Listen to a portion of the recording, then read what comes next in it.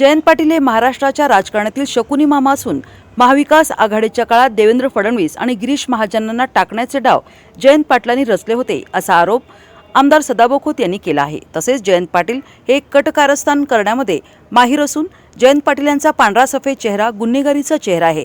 त्यांचा सफेद चेहरा आणि गुन्हेगारीची व्हाईट कॉलर या निवडणुकीनिमित्ताने पुढे आली, तशी टीका देखील आमदार सदाभाऊ खोत यांनी केली आहे। सांगलीच्या बागणी जिल्हा परिषद निवडणुकीमध्ये सदाभाऊ खोत यांच्या सुनबाई या विजयी झाल्या आहेत। यावरून सदाभाऊ खोत यांनी ही टीका केली आहे। ते सांगलीमध्ये बोलत होते। बागणी जिल्हा परिषदेच्या निवडणुकीमध्ये सागर खोत यांच्या पत्नी माझ्या सुनबाई त्या ठिकाणी मोहिनी खोत विजयी झाल्या। परंतु या प्रचाराच्या काळामध्ये जयंत पाटील यांची सगळी वक्तव्य ही खऱ्या अर्थानं एकेरी उल्लेख करून होती। भाषणामध्ये शिव्या देण्याचा प्रतापसुद्धा त्यांनी त्या ठिकाणी मोठ्या प्रमाणामध्ये केला। निश्चितच या निवडणुकीमध्ये जातीयवाद कसा भडकेल याही दृष्टिकोनातून त्यांनी आटोकाट या निवडणुकीमध्ये प्रयत्न केला।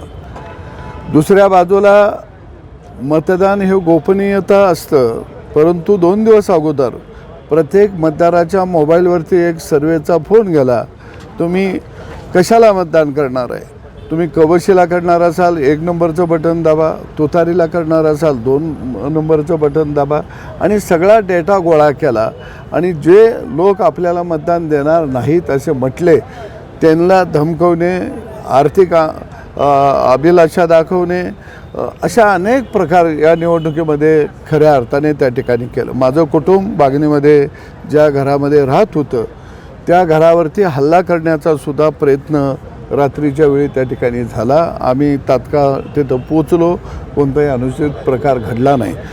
कारण जयंत पाटलांचा पांढरा शुभ्र सफेद चेहरा खऱ्या अर्थानं हा जो चेहरा आहे हा गुन्हेगारीचा चेहरा आहे। त्यांचा सफेद चेहरा आणि गुन्हेगारीची व्हाईट कॉलर ही खऱ्या अर्थाने या निवडणुकीच्या निमित्तानं पुढं आली। आणि मला माहीत होतं की ज्यांनी मिरज दंगल घडवली, ज्याने देवाभाऊ आणि गिरीश महाजन यांना महाविकास आघाडीच्या काळामध्ये तुरुंगामध्ये टाकण्याचा प्रयत्न केला। कारण जयंत पाटील हे कटकारस्थानामध्ये माहीर आहेत आणि महाराष्ट्रातल्या राजकारणातला आजचा खऱ्या अर्थानं शकुनी मामा कोण असेल तर तो जयंत पाटील आहे।